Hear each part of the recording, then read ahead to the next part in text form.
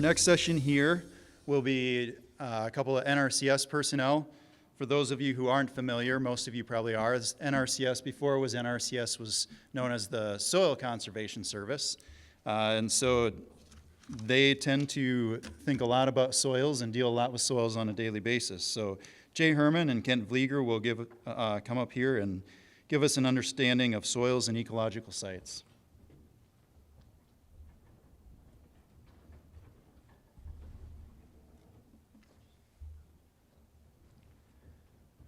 All right, I'm Jay Hermann. I'm the Area Range Management Specialist for the Brookings area, along with Kent. Kent, you want to introduce yourself? There you go, is that on? No. My name is Kent Vlieger. I'm the State Soil Health Specialist with the NRCS. So we're going to kind of do an introduction on our grassland soils. Earlier when I was up here, I said we're going to talk a lot about goals and objectives. And this slide is one of those slides that I want to kind of cover. Goals and objectives. Whether you're a landowner or you're somebody that works with landowners, we really got to get our goals and objectives set out right away, knowing what the short-term goals are, what the long-term goals are. And I think that's really important that we drive that home to everybody in this room, is that goals and objectives are something that we really got to hammer out right away up in front to make everything else work good. Okay, on the soils. Soils in our world is the foundation. Everything comes from the soil, and we have to treat our soils well. Mismanagement of soils can get really bad, but our soils are our foundation. Just like when you're building a house or something like that, you start with the foundation. And so soils is our foundation.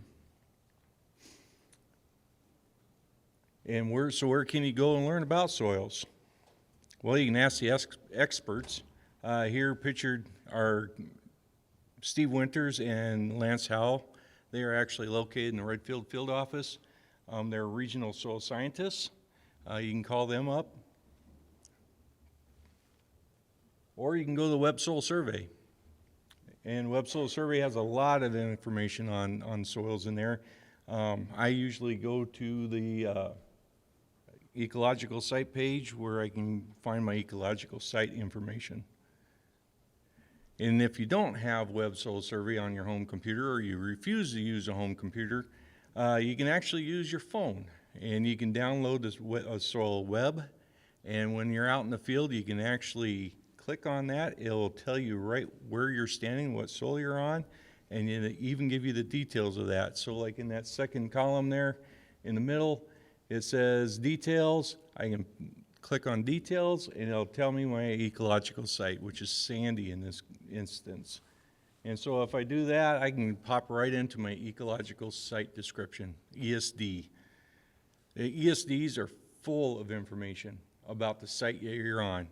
It'll give you soils information, it'll give you water information, climate information, vegetation information. Lots and lots of information in these ESDs. The one I'm going to look at today is what they call a state in transition model. This is important for us as land managers. The state in transition model, if you actually see, you got that top box there, it's a 1.1 called a reference site.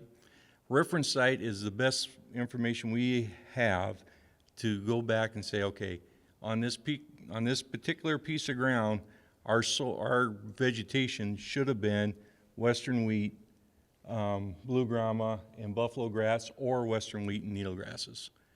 They can interchange pretty easily there depending on weather and management. And these ecological sites then can actually transition, depending on management and weather, to something less desirable or different. In this instance, it would be going to a bluegrass, buffalo grass sod. And then if things keep happening, we can actually transition down to other states of vegetation. We start getting into brome invasion, where we get a lot of invasion from smooth brome or Kentucky bluegrass that can actually descend our vegetation or our ecological status downwards. And sometimes we cannot manage enough or do enough to go back to where it was in the reference state. Can we get close to the reference state? Yes. But can we get back to the actual reference state? Maybe not. And I could go an hour on just ecological site descriptions, but I won't. This is an example in pictures of a loamy ecological site in central South Dakota. As you can see, we got the western wheat green needle stand. And just like in that state and transition model I showed you, this is actually transferring down from that western wheat needlegrass down to the western wheat buffalo blue grama site. And so here's that picture of that blue grama buffalo sod where we actually went out of reference into the next state. And that's how that's represented in pictures. And then if that continues where we stay in that state, we could get an invasion of prairie dogs. Okay? And then if we have an invasion of invasive species, we can actually go to a brome grass site, which is very difficult to get out of. So our management on our sites really affect the soils a lot. It affects hydrology as far as infiltration rates goes. It can affect the biology of our soils. It can affect the erosion rates. And it can also affect our plant production and diversity. NRCS does have a way to measure all this stuff, and it's called Interpreting Indicators of Rangeland Health. We just call it Rangeland Health for short. And we have 3 attributes that we actually look at when we're looking at rangeland health. Soil and site stability, hydraulic, and biotic. And there's 17 indicators that we take in the field to determine the health of the rangeland. And right there is part of our talk here today is the soils, is the soil surface stability, soil surface structure, and organic matter, plant community, and filtration rates and compaction. Now I threw this one in here just so that we have a little bit of understanding because Cody kind of touched on it on the invasion of smooth brome and Kentucky bluegrass into our area. This was from 2019 if I remember right, and it's just on private lands. It does not take into account federal lands. Excuse me. But the private lands here in South Dakota, we got 50 to 75% of all of our lands are infested with invasive species of some sort. In this case, it's smooth brome, I believe it was. So here's an example of a study that they did in Kansas and Nebraska, the effects of hydrology on our soils. And what I want you guys really to focus on this slide is the infiltration.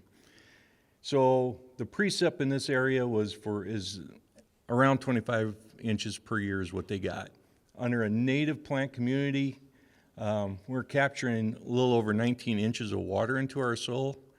But if you move down the line where we have 75% Kentucky bluegrass and 25% smooth brome is our stand, we're only capturing 13 inches of that 25 inches into our soils.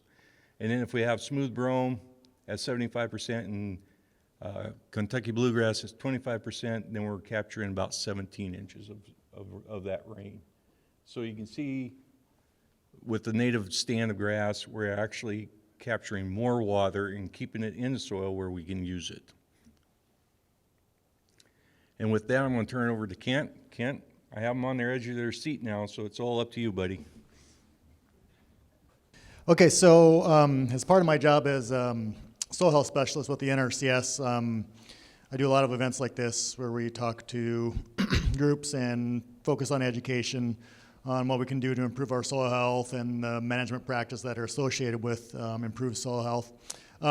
So I kind of delve a lot into a lot of different land uses. I spend a lot of time on cropland because that's probably our biggest area of need as far as improving soil health, but I also get a dip into a little bit of grasslands, which is kind of where some of my passion is and growing up days are. So I like to show this photo. I think the previous speaker showed a similar photo as to the potential for rooting depth of our native prairie plants, both warm and cool season grasses and also our forbs and wildflowers. So a lot of rooting potential, a lot of soil forming that happens with these very deep rooted plants that were in our native prairie systems. I'm going to touch a little bit on soil biology and its importance, especially when it comes to restoring cropland back to native plant communities. It's something that's probably not talked a lot about by even people like myself in our own professions or in the wildlife areas, but soil biology is very important in those native species being successful and healthy. So I have some experience working in field offices throughout a couple of states, and so I've done a fair bit of planning working with landowners and producers on putting cropland back to grass, whether that's through CRP or maybe an easement program or for grazing or haying.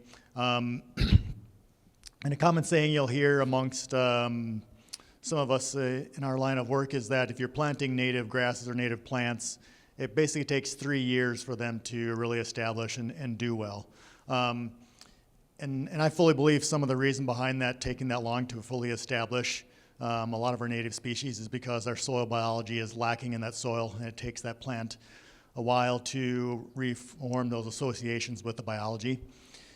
This is some research that was done by Dr. Mike Lehman out of Brookings, and what he did is looked at mycorrhizal species that were in different types of land uses. And so, hopefully this pointer works. If you'll look at the pie chart that's on the upper center there, that's basically in a native prairie, well managed, and you can see the great diversity of mycorrhizal species that were associated with that native prairie.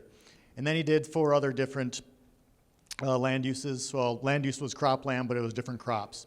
And so you'll look at here, the oats still has pretty good diversity. It's a lot different types of species than the native community.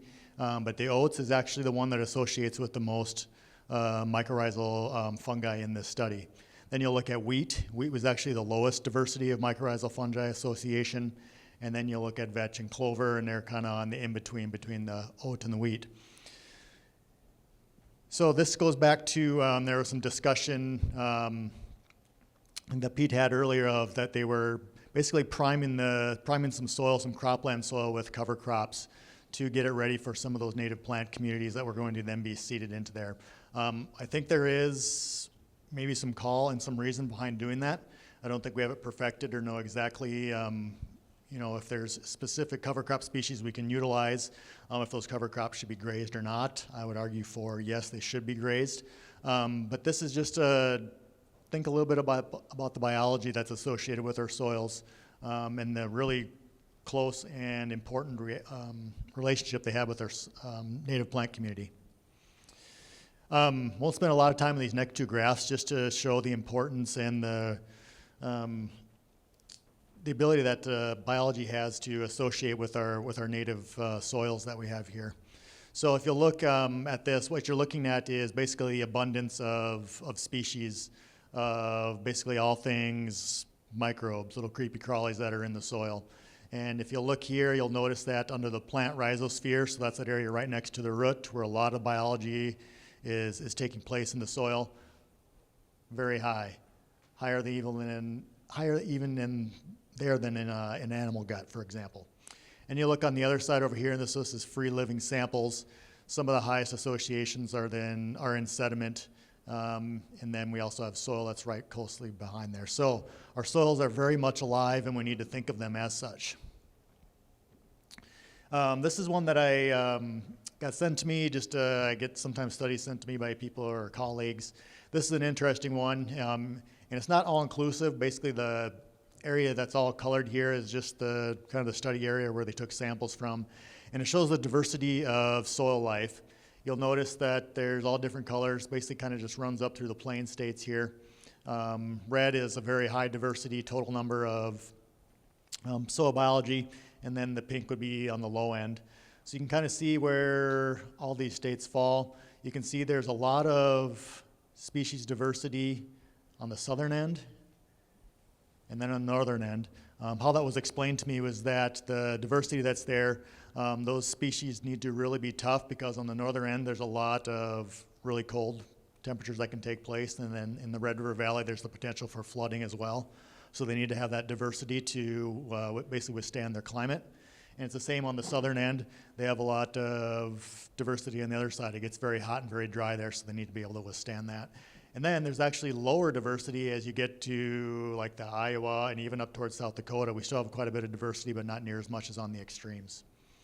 And then this next one over here, this B picture here, that basically shows the functional gene diversity. So that's like the different functional groups. So that'd be like prey, predator, something that would be digesting soil organic matter, for example. And it follows a pretty similar pattern to the species total diversity one. Okay, I'm going to walk you through, this is a great example, one that I'm really associated with and know a lot of background on, so that's why I felt it'd be good to present this. This is the importance on knowing the management history of a site, and then really knowing and locking down what your long-term goals are as far as what you want for grassland restoration. So this is Cain Creek. This is a demonstration farm owned by Beadle Conservation District. It consists of, and I'll show a better picture outlining it here. This is from 1954, a photo here. Doesn't show exactly perfectly from probably where you're sitting, especially being black and white, but you'll notice here that there's a farmstead down here, and for the most part, this is all grass in 1954. There's some haying that's taking place here and grazing throughout a big chunk of it, and some other land uses for grazing, haying, feedlot, that type of thing. So this is 1954. We do know that this whole section was homesteaded at one point by a couple of families, so this was all cropland at some point, except for the area right adjacent to Cain Creek there.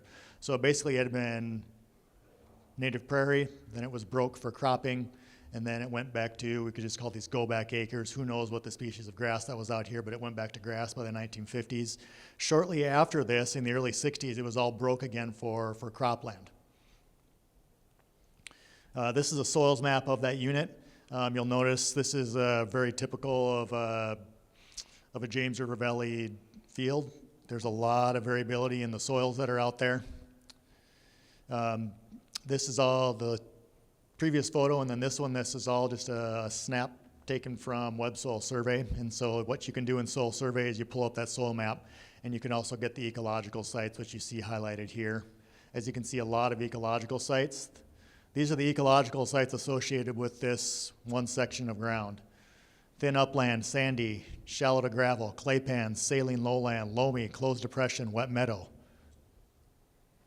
A lot in one section of ground. So Beadle Conservation District was able to attain this land in the early to mid 90s. It was still mostly all cropland at that point, and they made the decision to cede just about all of it back to grass.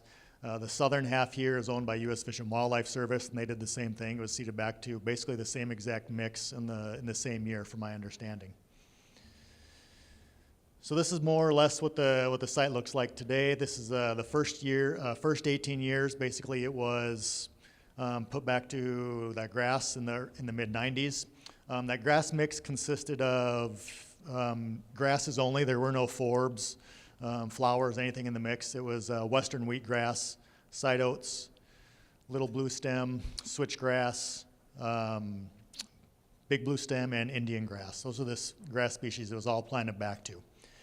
The Conservation District basically fenced out here, and then they had 3 different large paddocks, and they rented to a young producer. His grazing management was basically the same every single year. They started in this paddock and then spent 2 weeks, 2 weeks, 2 weeks. Then he would go back and he'd just do that all the way till the end of the grazing season. Fish and Wildlife Service was planted and basically left idle.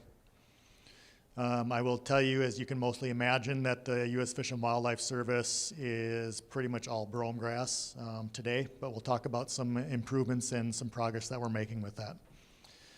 There's those 3 paddocks there. There was 3 dugouts that were dug for water. Starting in 2015, working with the Conservation District, they realized, had an opportunity to maybe educate and do a better job of promoting some grazing management improvements throughout the county and really throughout the state. And so this is what it more or less looks like today. It went basically from a 3-cell grazing unit to 13, 16 units. now included in this grazing plan is the U.S. Fish and Wildlife Service ground.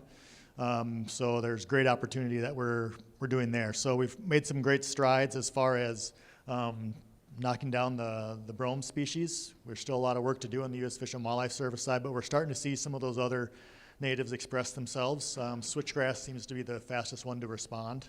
We're seeing switchgrass come through large areas, especially as the closer you are to the creek.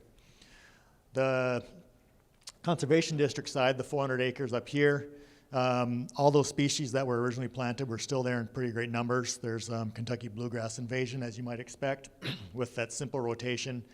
Now we've diversified the rotation. We've got some intense areas in here where they usually spend 24 to 48 hours, depending on the timing of the year. And we'll show you some pictures here to show you some results. I will tell you that we have found some really interesting things as far as species that are coming back into this grass stand that were never seeded. So we got a lot of forbs, native forbs that are coming back. Purple prairie clover, purple coneflower, some other coneflowers that are out there. Yarrow, which not that surprising. It moves pretty easy and establishes on its own from moving from other fields.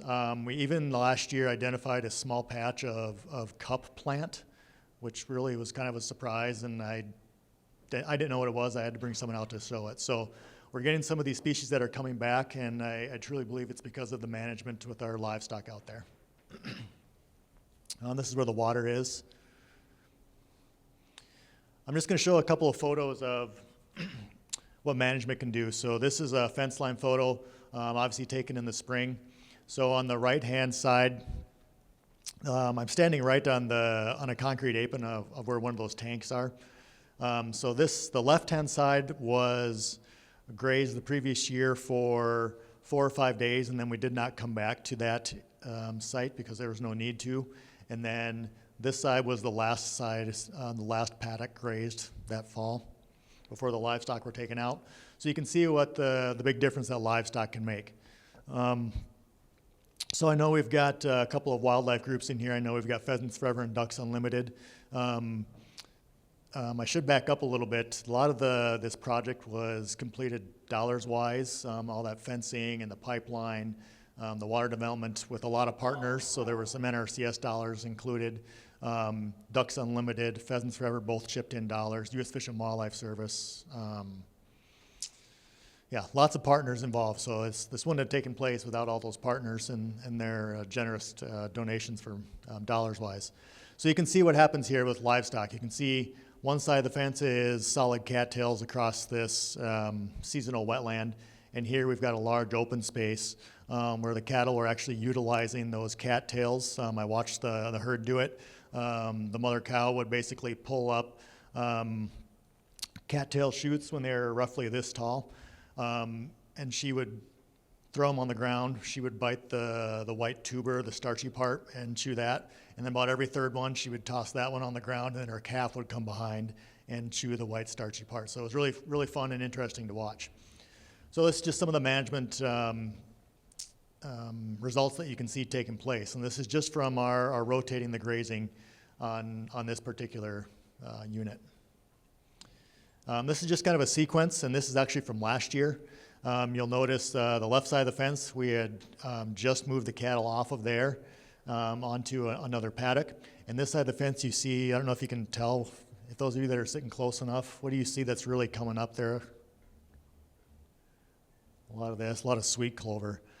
So we had a lot of sweet clover last year. So you can see what the livestock really did a good job of knocking that back with their first pass through. And we did not come back to this unit for a little bit, and you're going to see some of the results that took place. This is a close-up of that. So we took them out there. This is one of our higher density paddocks where they spend a short time, 24 hours in this case, roughly 100 pair, give or take. And then this is later on in the season, those two fields flip. So we had just gotten to this one, and this is the other side of the fence there several months later. I'm going to show this. I would show this next part a little bit later. So I drew a red line in there. For those of you that can see, can you notice where that red line is drawn? Do you notice the difference between the right and the left? So what do you, I'm just going to throw this out there. I'm not trying to trick anyone. I just want to hear some ideas as far as what we're seeing for management. This is the same exact grass species. It's basically one contiguous field, but I just drew this red line here. Why are we seeing the difference between the stands? Sure.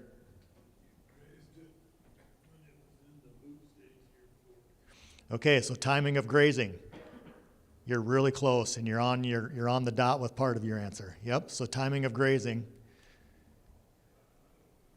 So you can see this is pretty much all big blue stem and Indian grass on this side of the line. Here you'll find the same species, but they've expressed themselves differently the following year. So you're very close with your answer, and I can tell you're an experienced livestockman. So what this is actually a CRP field. And the previous year, it was open for, basically there was a drought in this particular county. And so it was open for emergency haying or grazing. So what do you suppose they did on this side of the fence? They threw up a hot wire here where I have this red line. So what do you think they did on this side of the fence? Okay, I'm hearing someone say they hayed the right side. Any other guesses for what they did on the right side? I'll tell you, they hayed one side and they grazed the other. Right side of the fence is grazing, they hayed the other. It's basically the exact same timing, but this was all grazed, this was hayed. And so it's a very different expression as far as what happened and how those species responded the following year. And this is why I stress the importance of having livestock back on our ground, especially obviously on our grasslands and even on our croplands. So. History is really important. So I gave the example of that Cain Creek where we know a lot of the history going back to it was homesteaded and broke, and then it went back to grass, and then it was broke again, and now it's gone back to grass. So on the same site within 100 years, it went grass, crop, grass, crop, grass. I think Brian's going to talk a little bit here next on some of the chemical importance of understanding that on the cropland side. So listen to him, he'll give a good talk. Also consider some of the biology in prepping our sites. I know a lot of people like to go soybeans to get weed control under place before they go to a native grass community. I think you can get that same weed control with covers and grazing, and then maybe even do a better job of priming it biologically. All right, I think that's it for Jay and I, unless there's questions.